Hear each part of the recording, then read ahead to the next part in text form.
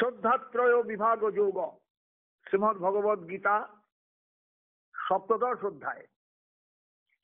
যারা শুনছেন আশা করি তারা উপলব্ধি করতে পেরেছেন এই অধ্যায়ের গুরুত্বটা কোন জায়গায়। অধ্যায়ের প্রথমেই অর্জুন প্রশ্ন করেছিলেন যে শাস্ত্রবিধি মুৎসৃজ্য যজন্তে শ্রদ্ধয়ান্বিতা তেষাং নিষ্ঠা তু কা কৃষ্ণ সপ্তমাহ রজস্তম। পরিষ্কার অর্জুনের বক্তব্য ছিল, হে গোবিন্দ, যারা শাস্ত্রবিধিকে ত্যাগ করে অথচ শ্রদ্ধাযুক্ত হয়ে যার যোগ্য পূজাদি করে থাকেন তাদের নিষ্ঠাটা কেমন, সাত্ত্বিকী, রাজসী না তামসী? গোবিন্দ তার উত্তর দিচ্ছেন, শ্রী ভগবান উবাচ ত্রিবিধা ভবতি শ্রদ্ধা দেহিনাং সা স্বভাবজা সাত্ত্বিকী রাজসী চৈব তামসী চেতিতাং শৃণু।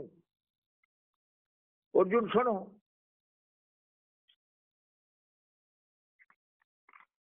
2 নম্বর শ্লোক দেখবেন, যদি গ্রন্থ সামনে থাকে গ্রন্থের দিকে একটু অবশ্যই তাকাবেন। দেহীদের সাত্ত্বিকী, রাজসী এবং তামসী 3 প্রকারের শ্রদ্ধা আছে।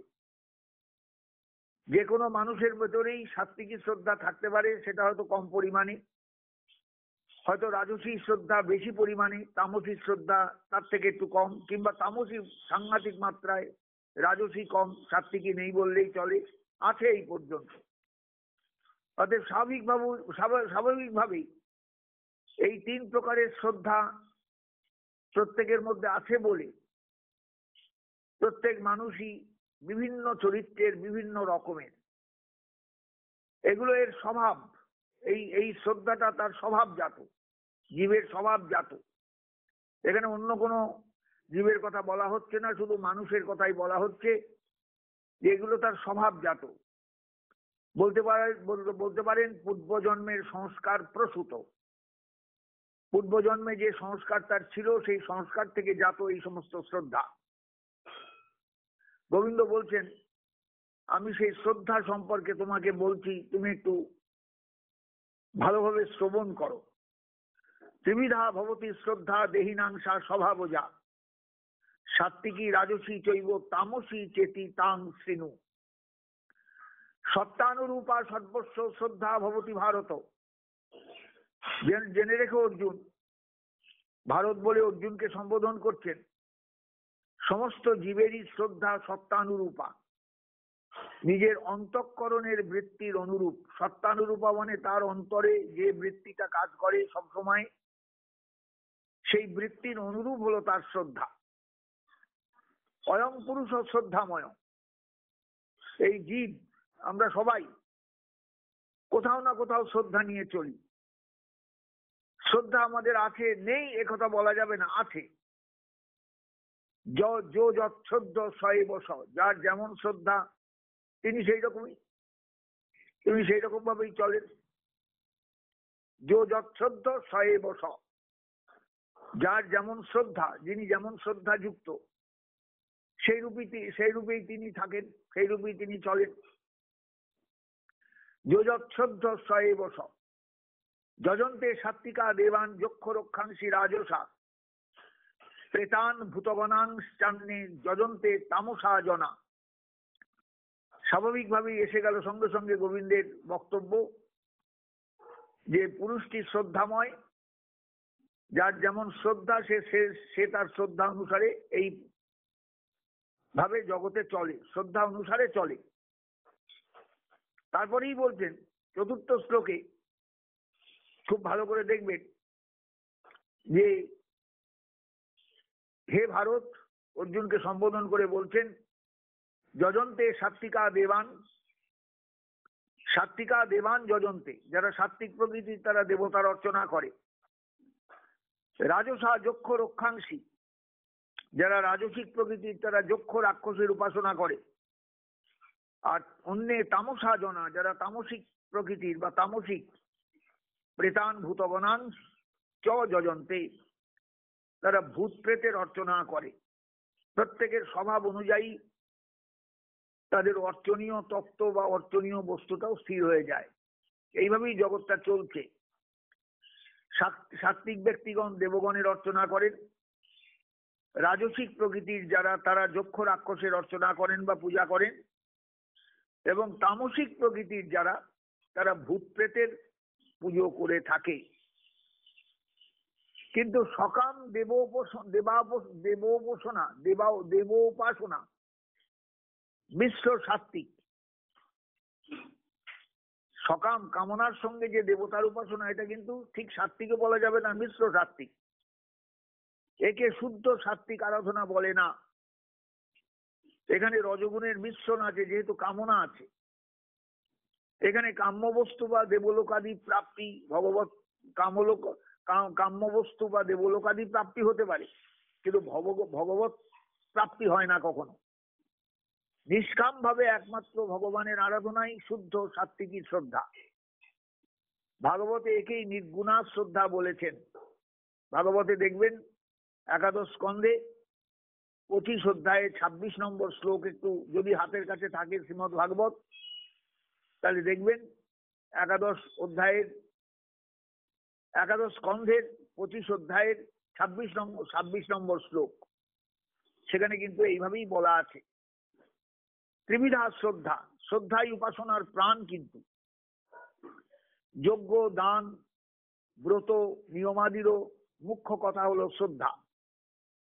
প্রেম ভক্তি পথের প্রথম কথাই হলো শ্রদ্ধা। আদৌ শ্রদ্ধা তত সাধুসঙ্গ অত ভজন ক্রিয়া, বলাই আছে ভক্তিশাস্ত্রে। শ্রদ্ধা থেকেই ক্রমে রুচি, রাগ, ভাব, নির্মল প্রেমের বিকাশ।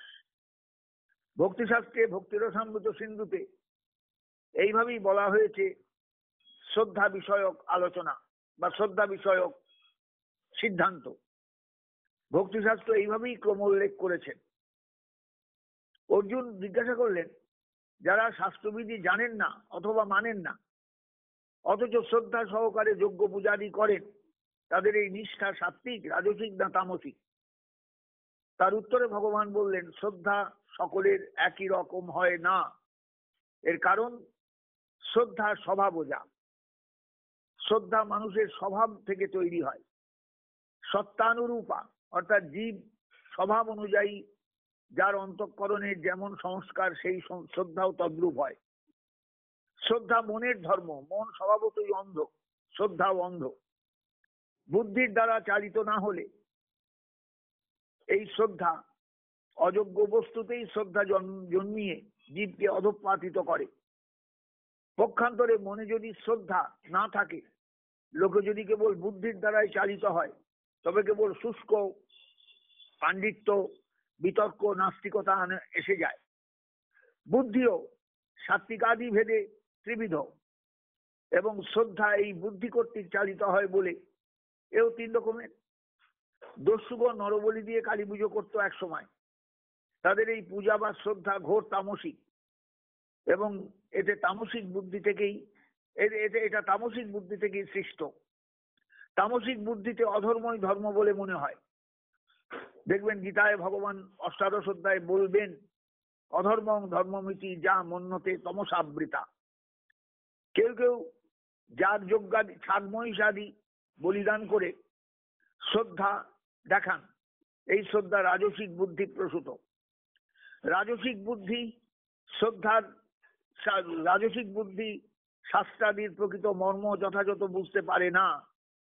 গীতাতেও সেটা স্বীকার করেছেন ভগবান অষ্টাদশ অধ্যায়ের 31 নম্বর শ্লোকে, অযথাবৎ প্রজানাতি। কেউ কেউ আবার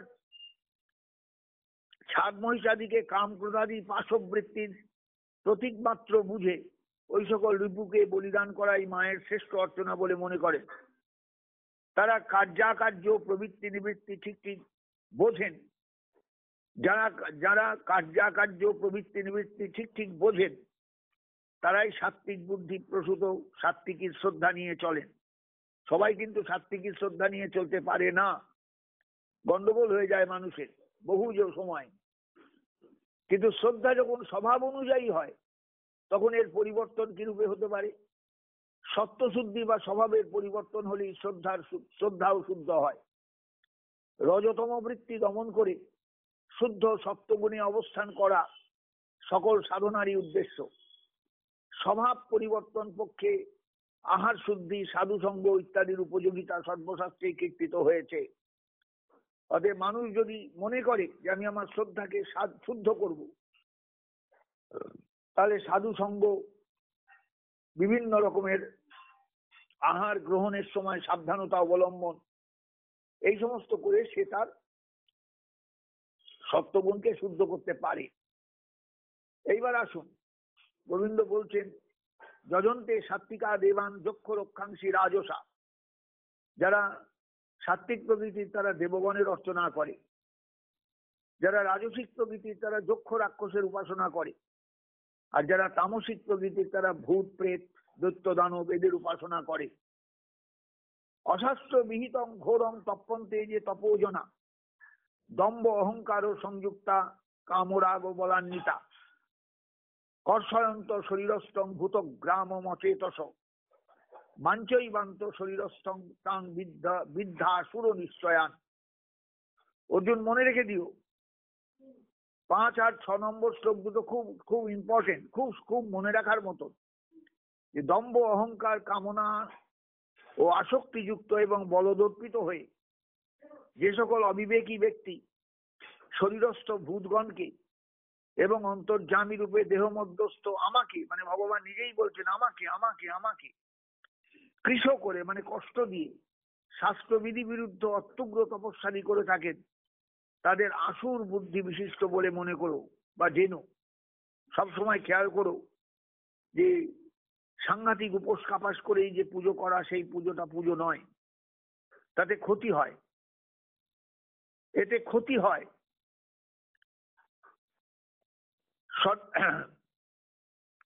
কারণ মানুষ যখনই সত্য রজ তম এই 3টে গুণকে ভালো করে না বোঝে, তখন সে কিন্তু ঠিক ঠিক উপাসনায় বসতে পারে না, শ্রদ্ধার জগতে প্রবেশ করতে পারে না। আহারেও শ্রদ্ধা চাই, বিহারেও শ্রদ্ধা চাই, সবকিছুতে শ্রদ্ধার দরকার।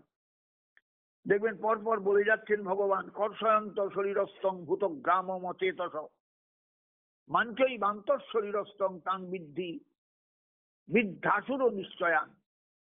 6 নম্বর শ্লোকটা ভালো করে দেখুন, প্রত্যেকে বুঝতে পারবেন যে দম্ভ অহংকার কামনা ও আসক্তিযুক্ত এবং বলদর্পিত হয়ে যে সকল অবিবেকী ব্যক্তি শরীরস্থ ভূতগণকে এবং অন্তর্যামী রূপে দেহ মধ্যস্থ আমাকে, ভগবান নিজেই বলছেন আমাকে কষ্ট দিয়ে শাস্ত্রবিধি বিরুদ্ধ অত্যুগ্র তপস্যাদি করে থাকেন, তাদের আসুর বুদ্ধি বিশিষ্ট বলিয়া মনে করো, বলে মনে করো, আসুর বুদ্ধি বিশিষ্ট বলে মনে করো।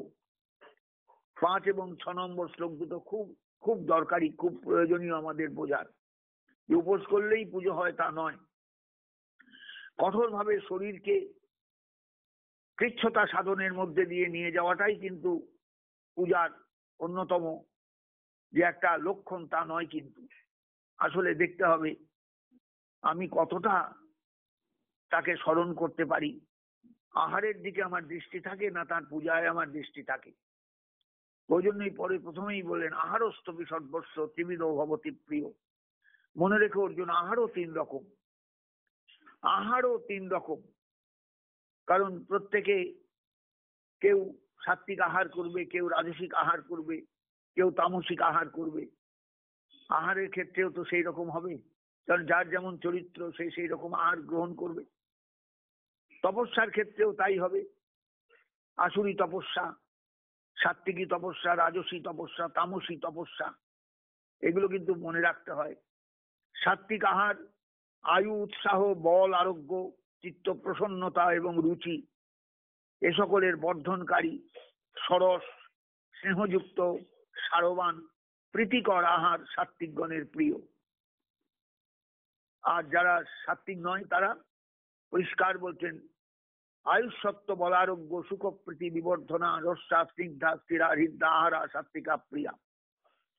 আর যারা সাত্বিক আহার জানে না, বোঝে না, তারা কি করে না কট্টম্ল লবণোত্তুষ্ণ তীক্ষ্ণ রুক্ষ বিরাহীন আহারা রাজস শ্রেষ্ঠা দুঃখ শোকাময় প্রদা।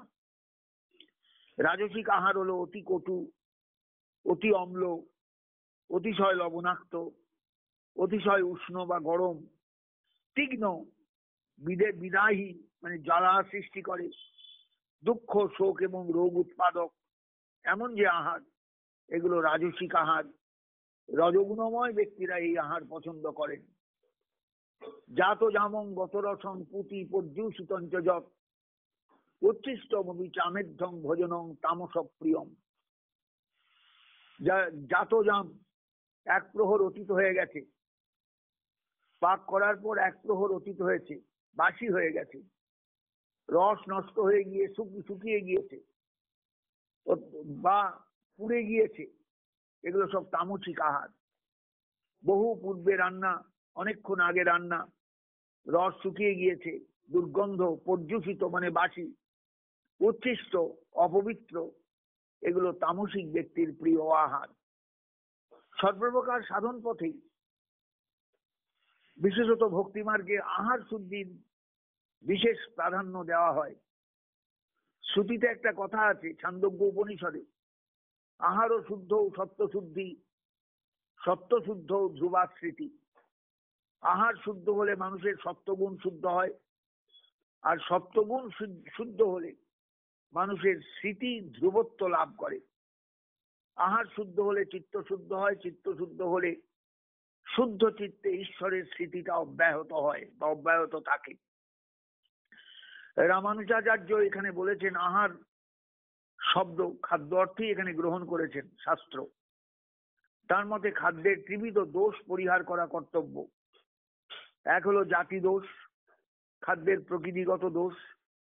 দুই হলো আশ্রয় দোষ, আর তিন হলো নিমিত্ত দোষ। জাতি দোষ যেমন মদ্য, মাংস, রসুন, পেঁয়াজ, এগুলো উত্তেজক খাদ্য, এগুলো জাতিগত দোষ।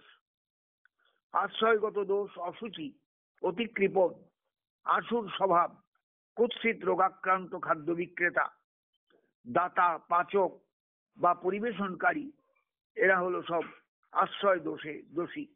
খাদ্য দুষ্ট হয়ে যায় এদের ছোঁয়ায়।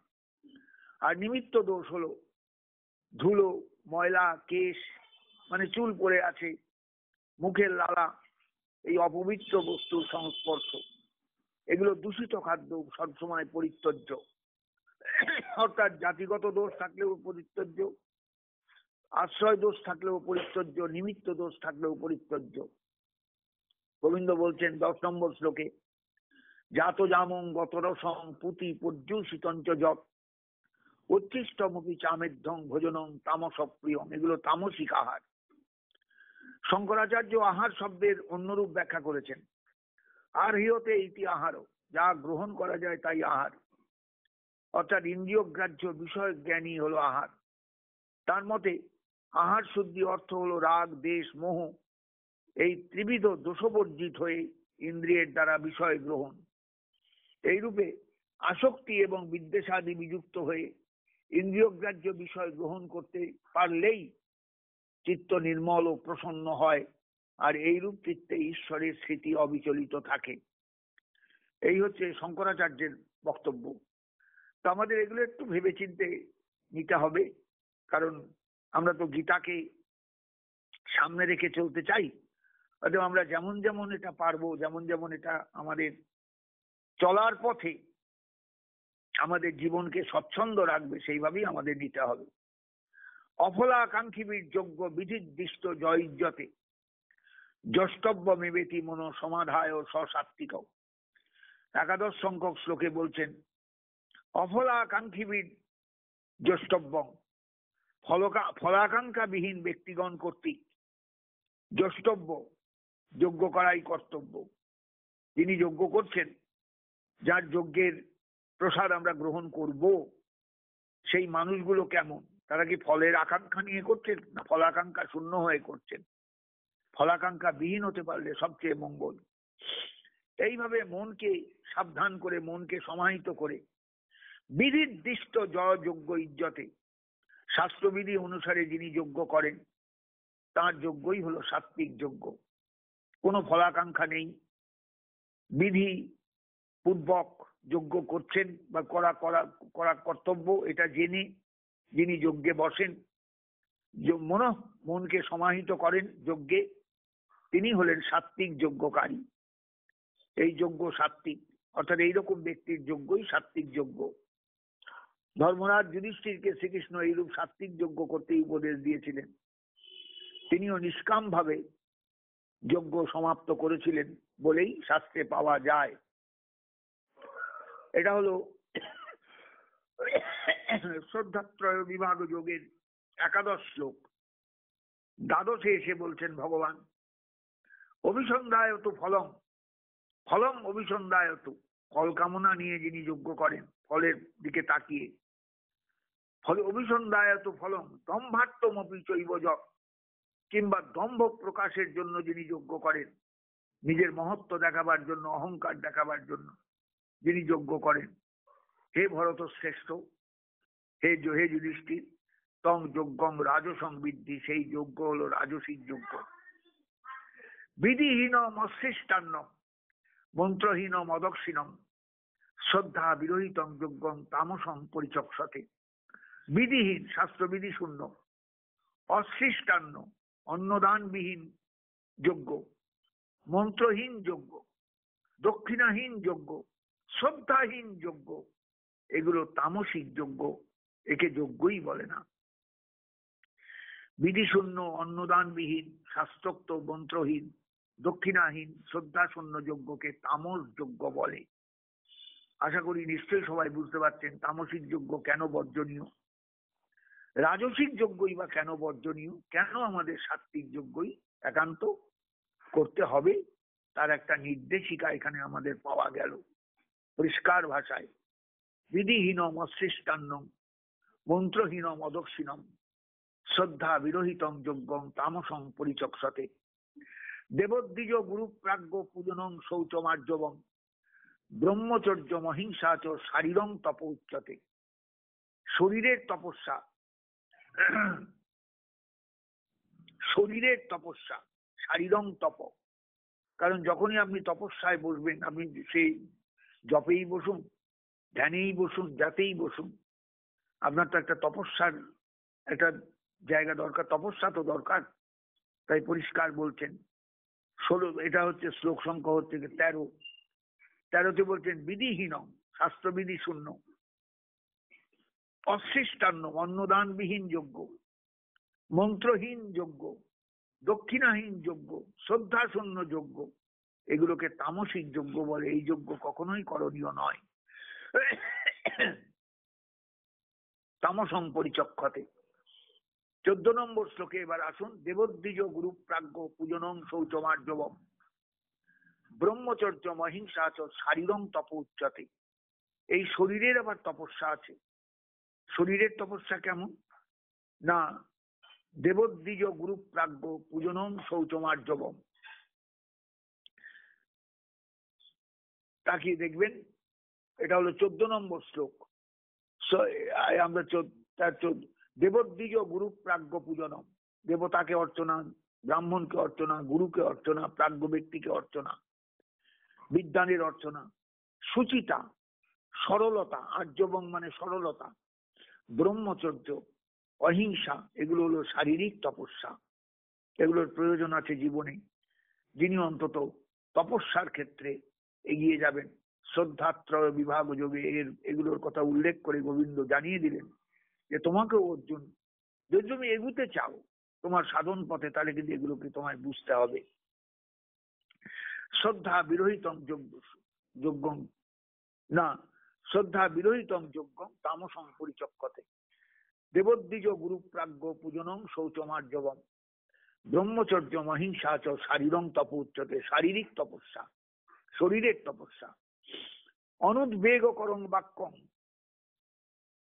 কাউকে উদ্বেগ দেবে না, কথা দিয়ে কাউকে উদ্বেগ দেবে না। সত্যম, সত্য কথা বলবে। প্রিয় হিতঞ্চ যৎ, প্রিয় এবং হিতজনক কথা বলবে।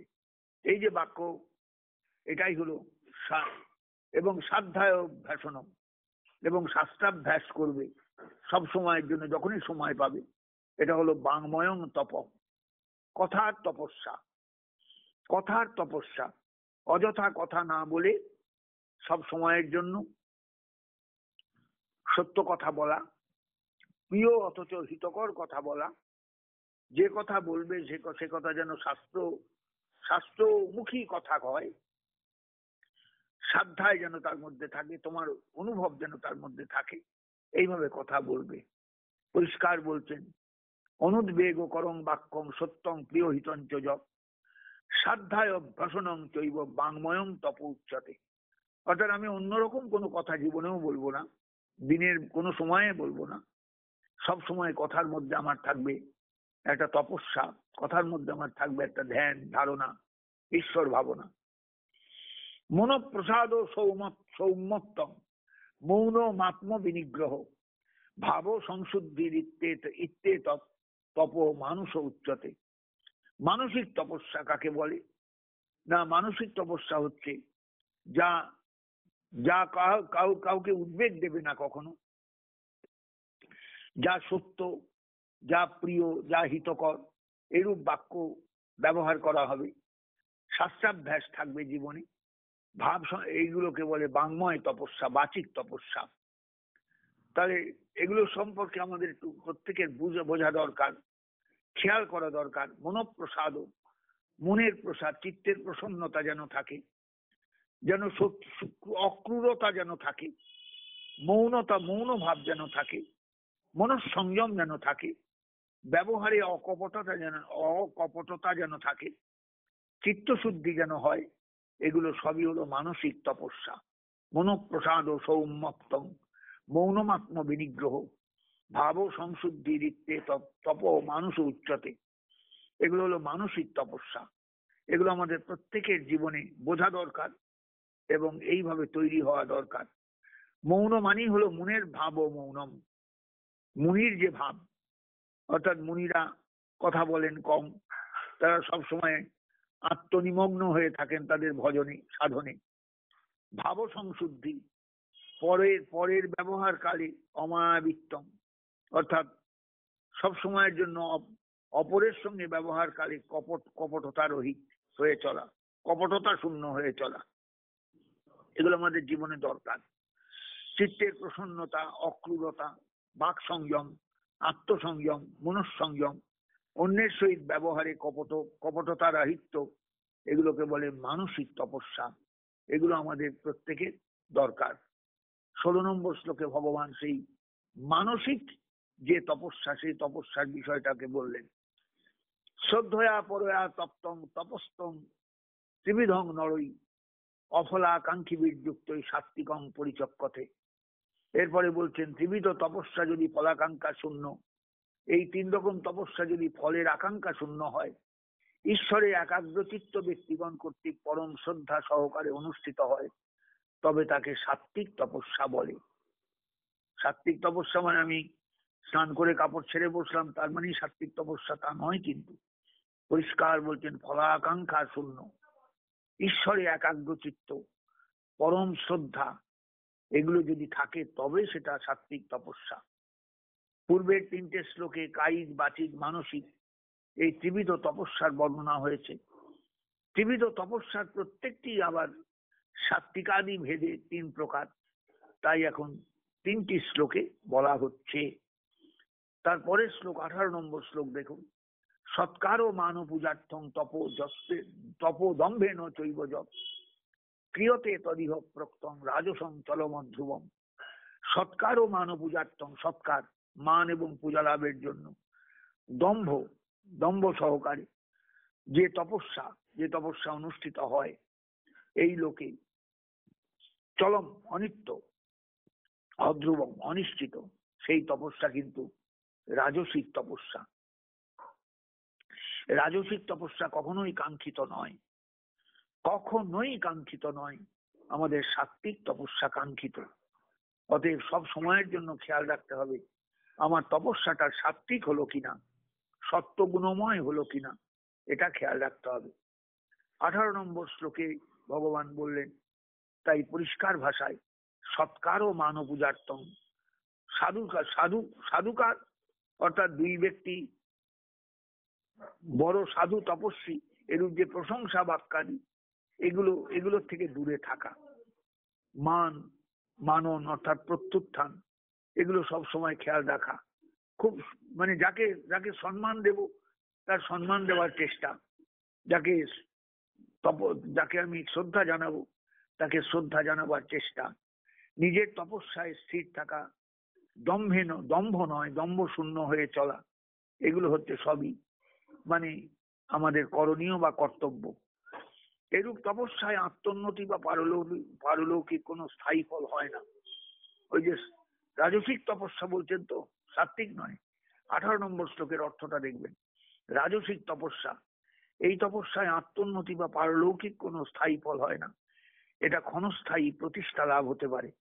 সেই রূপ প্রতিষ্ঠা লাভও যে হবে তারও কোনো স্থিরতা নেই। এই জন্য একে অনিত্য ও অধ্রুব বলা হয়েছে।